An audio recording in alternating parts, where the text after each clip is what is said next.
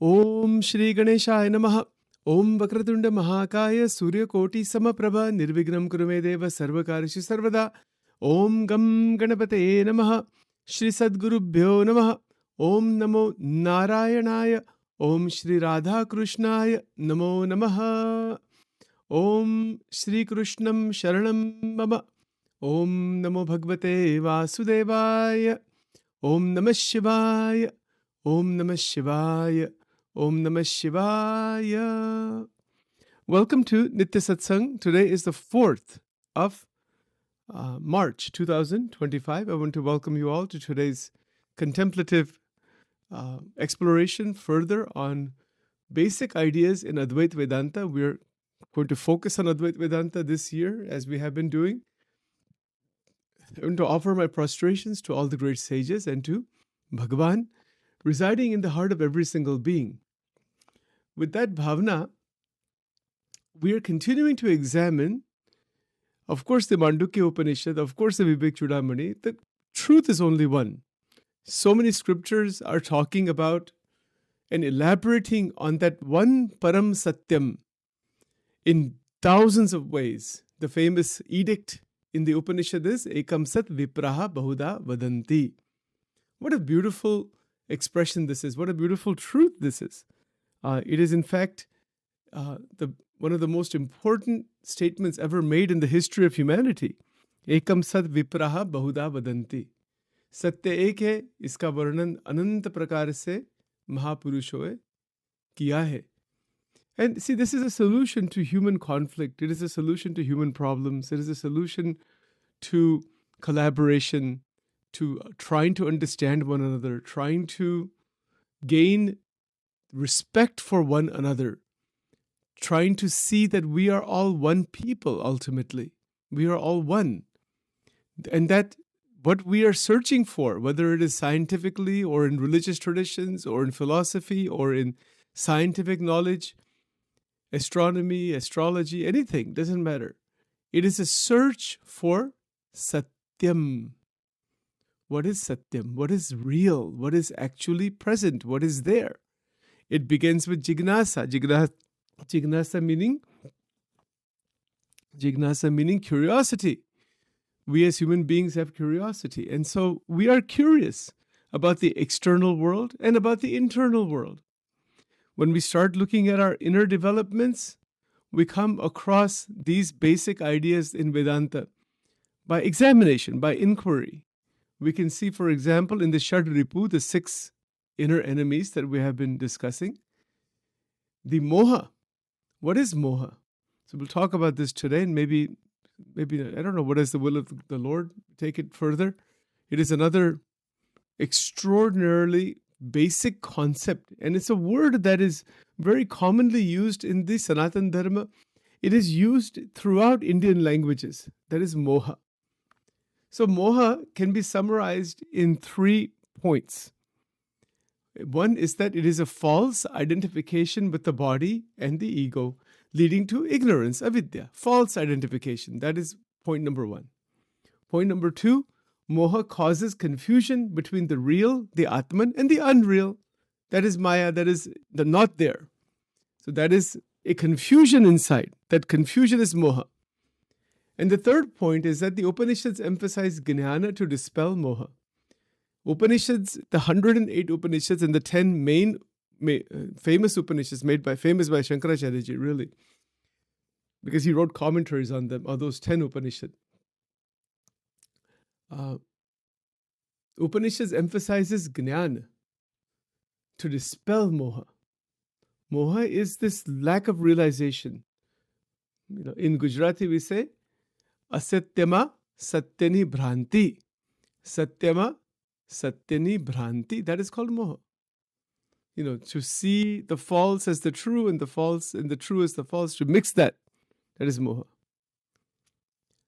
Now, let's see if we can probe a bit further into this. These are some points that we have already covered, but just make sure that they're sitting inside.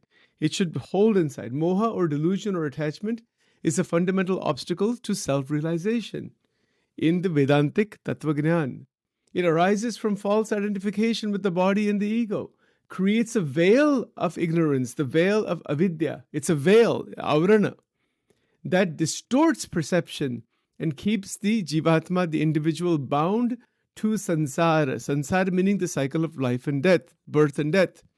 That moha keeps one bound again and again and again. The root of moha lies in mistaking the impermanent for the permanent. That's a mistake. Never mistake the impermanent for the permanent.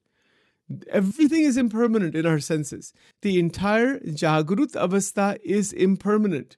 Swapna Avastha is impermanent. We know that already. We don't even need scriptures for that. Who doesn't know that? Right? We know that we wake up in the morning, the day goes on, and then the day ends. That day is gone. Finish. It doesn't come back. It was impermanent. It doesn't have permanency. Even the world that we wake up into, in the waking world, which seems to be very consistent, that is also changing constantly. It's not permanently present just the way it is. It's a state, it's a waking Jagrata Avastha. In that Avastha, we're seeing this, this common world. But it is also impermanent. So what is permanent after all? Is there anything permanent in our experience? Nitya versus anitya. The word nityam means that which is always there. That word anitya means that which is changing. It's going to comes and goes. Right? So moha is mistaking the impermanent for the permanent. So this is a point to understand. That which is changing all the time, recognize it for what it is that it is changing. It is always going to change. And because of that, there is vairagya. By perception of impermanency, we have vairagya. Vairagya meaning is the retraction of the mental vritti, manovritti of the antakarana back into the atma. बहुत स्थिरता आती है जीवन में. कुछ भी होता है जीवन में. Anything may happen. Anything may happen in life. All kinds of things are happening all the time. Right? There's so many changes that we don't even know. We know what we think we know. There's stuff going on. We have no idea. But it is all impermanency. Millions of beings are born into this world in the different species. They live for some time, then the bodies go. Is there anything permanent? The Atma Tattva is permanent. How beautiful is that? The Atman, the eternal self, is a matter of discovery. How do you know there's Atma? And people say, how do you know some imaginary thing? No, it is not imaginary. It is self-discovery. It is self-discovery to take an internal journey to cross the moha. Moha is that which can be crossed, that can be overcome, which can be ended by satsanga, by atma vichar, by brahma vichar, by brahma chintan, by inculcating purana vairagya, purana bhakti. When we incorporate it, it means that we no longer are stuck with anything in this world while we're performing the right actions for the benefit of the world, as we have said many, many times, and at the same time with nishkam bhav, nishkam karma. Should be very clear by now. I know I repeat some of these things because it's not a matter of my repetition. It's a matter of realization. That's why they're repeated many times. So the point here is that the erroneous perception, this erroneous perception of impermanence for permanence, leads to deep emotional attachments, fear, and suffering. Three things happen. A lot of bhai comes, fear comes, attachments come, rag, dvesh, aham, mamat. A lot of deep emotional entanglements come. It's deeply inside the brain, inside the mind. And then suffering comes out of that also. So as one clings falsely to the sense of permanency in relationships, possessions, status, falsely believing to be sense of lasting fulfillment. It's not lasting fulfillment. It's there temporarily. It comes and goes. And that's all we know. As human beings, this is what we know. So to not be in moha means that one is an enlightened being. That's what it means. Enlightenment means that the moha has ended completely. In the Upanishad and the Bhagavad Gita, both provide insights into the nature of moha and prescribe jnana as the primary means to dispel it. In Bhagavad Gita 2.52, chapter 2, verse number 52, Bhagavan Krishna tells Arjuna, when your intellect crosses the mire of delusion, you shall become indifferent to all that has been heard and all that is yet to be heard. Whatever we have experienced in life in the past, we become samatva, indifferent. Whatever is yet to be experienced in life, we become indifferent to that also. Indifference doesn't mean we don't have compassion or sensitivity. Indifference means that one is not seeing any of it as of any consequence or any permanency. It's there, it has relative consequence, and then it's gone. For example, when we see these disasters that happen, like hurricanes and tornadoes and things like that, yeah, we have to do our part to serve humanity. Everyone does their part, hopefully.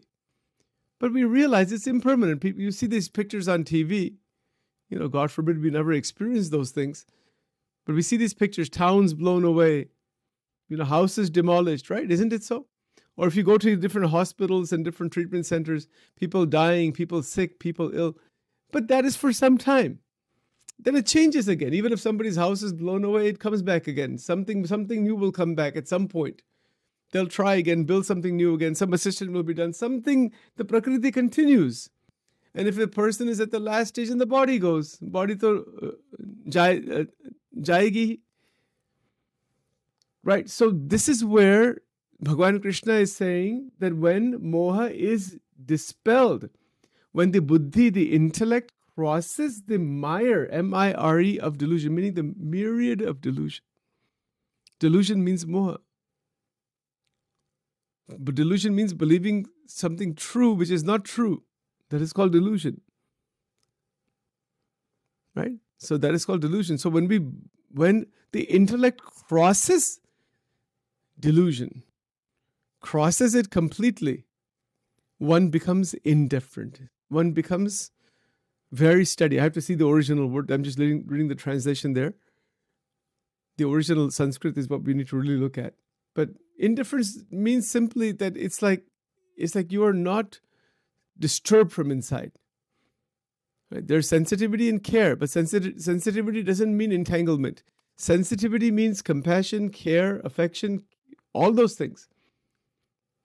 But not entanglement, not getting stuck. For example, if you see on TV, let's say a hurricane has come or some tornado has blown away many houses somewhere. We don't pay much attention. We say, oh, how bad, how this, that, it goes. Gone. But if somebody we know is living there, we start feeling more. If our relative is there, we feel more. If our immediate relatives are there, we feel more. And if it's our own house that was there, we feel even much more. Why is that? Why that difference? That difference does exist. It has to do with the immediacy with our personal experience in life, that this is me. Ye main hu, ye mera hai. Hu ane maru, in Gujarati we say, hu ane maru. This is mine, this is me, and this is mine. And that is the cause of the moha. Yes, functionally, if somebody's relatives home, we feel, oh, how terrible. But we get stuck also from inside. We start thinking about it a lot. If it happens to somebody we don't know, you see all the time on news and other things, somebody has suffered here, a problem has happened there. Do we even remember any of that? Does anybody remember anything of that at all? Maybe a few seconds, oh, very nice, this and that. Move on to our next egocentric activity. That's all. There's no remembering of any of it. Nobody cares, actually. People are concerned with their moha, their delusion, their attachments. They're not concerned about what's going on in the world. As much as we think we are. It's entertainment. This news and everything is a kind of entertainment. That's all it is for people who are doing well and people who don't have problems. Unless somebody's really in that situation, it's another type of entertainment. Oh, how terrible. Another topic of discussion. Nothing else to talk about. Bhagavad Gita, ke Gnaneshwari, ke some great scriptures. People don't talk about these things. Ye sab bakwas, ye sab chalta hai jeevan mein. That's all waste of time. Total waste of time. Destruction of time. कुछ नहीं मिलता इसमें से. किसी का भी कल्याण नहीं होता इसमें से. Nothing good ever comes out of it. व्यर्थः कालेन नेतव्यो भक्तिं भगवतो विना. This is all manifestation of moha. And when this whole sansar is stuck in this, 8.4 billion people, 99% are stuck inside moha. Unke साथ क्या लेना देना? How they can help anybody come out of this sansar? संत की जो बात है, शास्त्रों की बात है, ये बात बहुत अलग है. ये अमृत है. Getting stuck with this worldly experience and with the people of the world and with their moha is not going to take us out of moha. No way. Kabhi bhi nahi. We interact with everyone with love, affection, care. Let them continue. You know what the Gita says? Sachin is not saying any of this. This is all in the Gita. Bhagwan Krishna kehte hai, he uses some strong language. Those who are small-minded fools, F-O-O-L-S, don't disturb them. He uses this language. Think about that. You know why that is? That's not to judge somebody or not to say you're superior to somebody. That's not the point. It is to realize that this moha contracts the buddhi. It contracts the buddhi. Buddhi nashat pranashit. Buddhi ka nash kar deti ye moha. And then it causes damage at all levels of society. Not only that, this is the only thing the mind thinks about. This is what the mind thinks about. It's the internal entanglements. That's all. Kuch nahi. You know, and ऐसे ही जीते हैं, सुख दुख में रहते हैं, mostly lot of दुख, ऐसे ही लोग मर जाते हैं. यही जीवन, इसमें कुछ नया नहीं है, कुछ भी नया नहीं है. See just see, observation as choiceless awareness, as J. Krishnamurti would say. Just see, this is what's going on. It's not a judgment. It's not a negative judgment on any. That is the avidya. That is the force of avidya. And that is not going to be useful for kalyana. No. For redemption. No. Moha has to end. One of the ways to see this in ध्यान, एक सब ध्यान की बात है. ध्यान में हम बैठते हैं भगवान के साथ. भगवान की जो मूर्ति है, माला लेनी, दिया करना.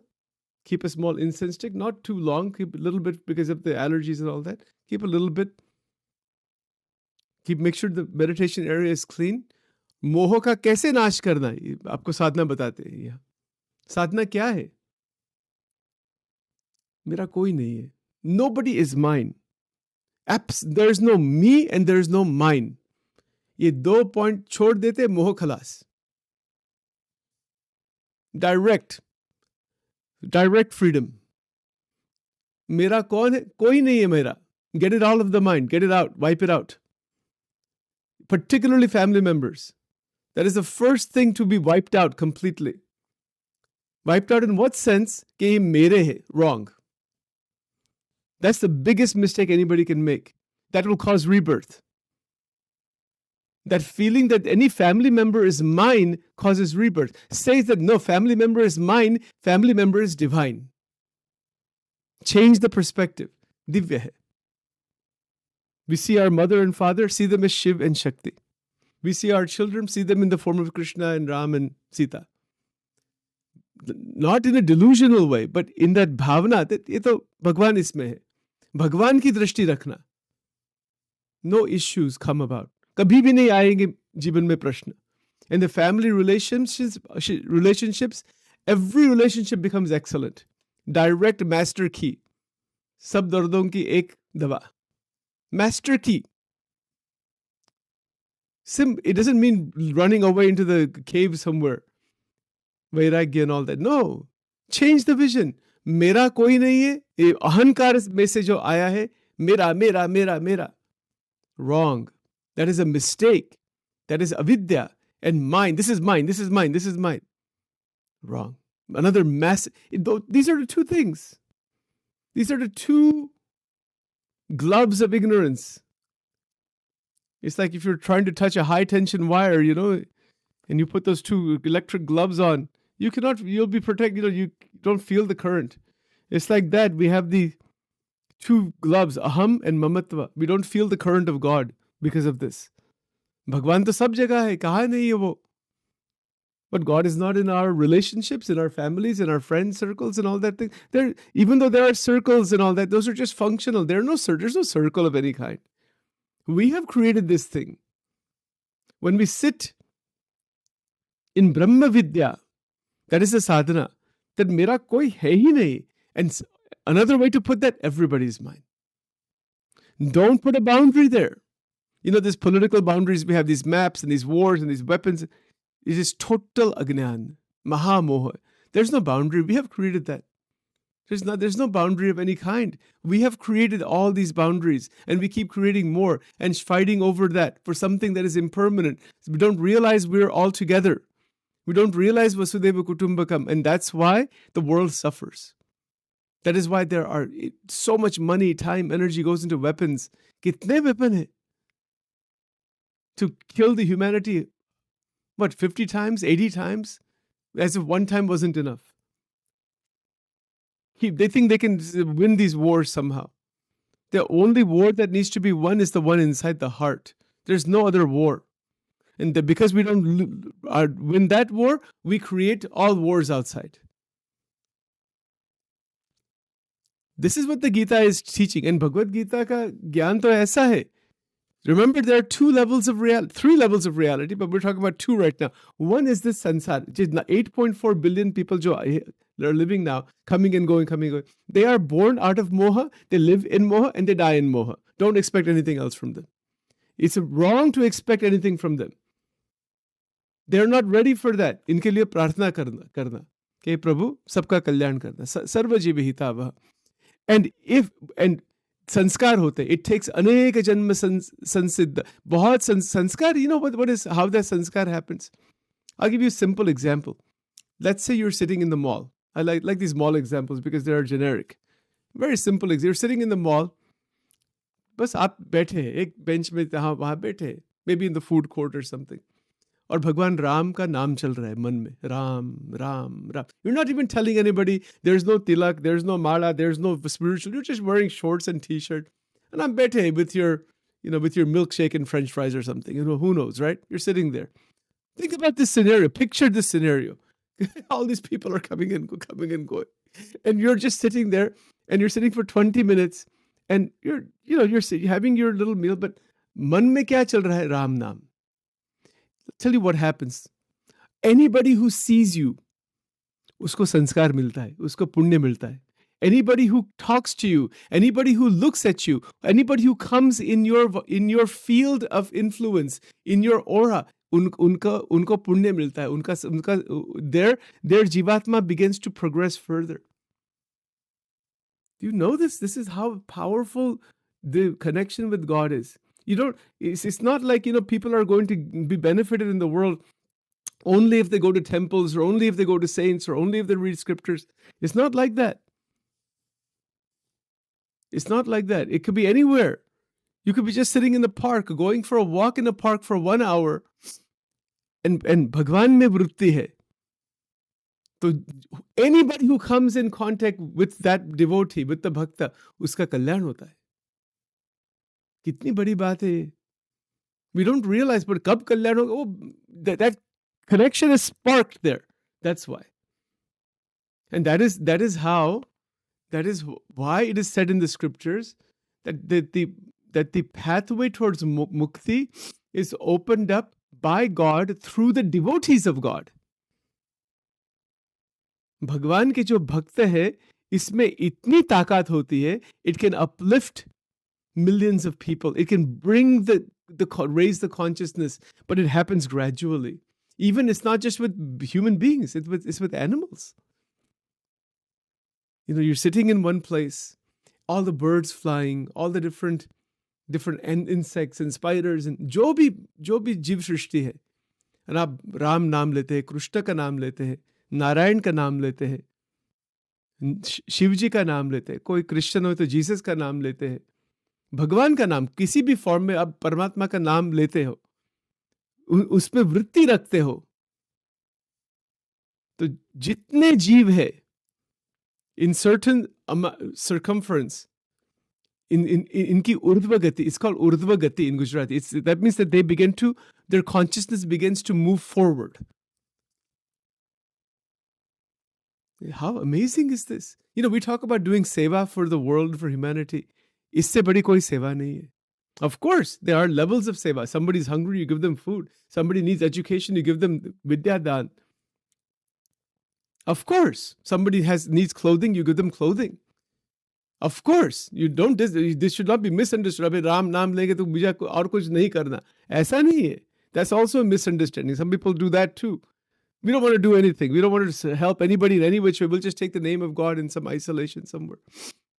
Bhagavad Gita is against this idea. That's not the case. Serve everyone, even in the home, in the family. Charity begins at home. We say enlightenment begins at home. You know that expression, charity begins at home. True. Why not? Enlightenment begins at home. When you come home from work, just see that you're seeing only Bhagwan. Bhagwan ka darshan karo pehle. In the family members. Kitni amazing baat hai. Kya chamatkar hoga? You'll find out what is a chamatkar. People are looking for miracles. Do this. There's a miracle every day in one's life. The person's ahankar will have nowhere to go. They will be transformed when you start seeing Paramatma in them. That Bhagwan kya karte? Bhagwan to dekhte ki how much are you seeing me?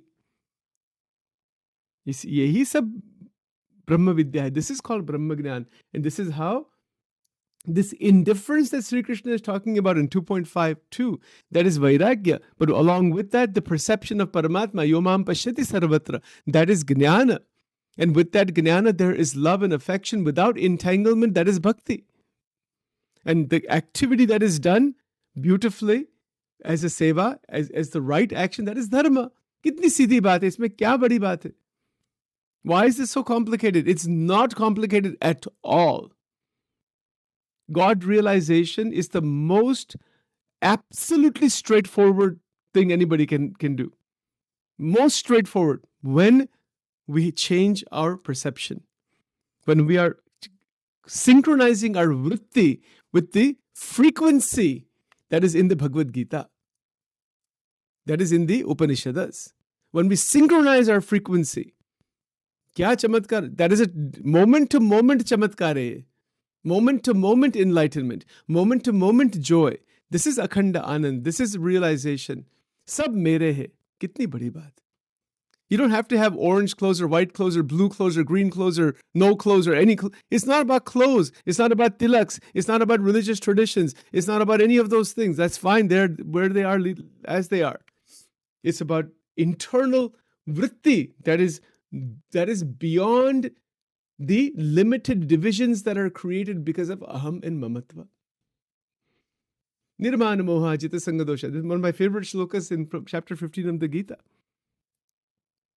Nirmana Moha Jita Sangadosha Adhyatma Nitya Vinivritta Kama Dvandvaid Vimukte Sukadukha Sangne Gachanti Muda Padamam Bayam Tat.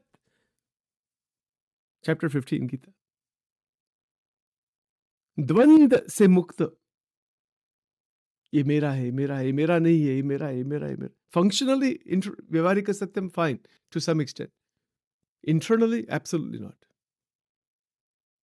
And that is where the intensity of Prem Lakshana Bhakti bursts open. Prem Lakshana Bhakti is the 10th Bhakti. That is Shri Radhika ji.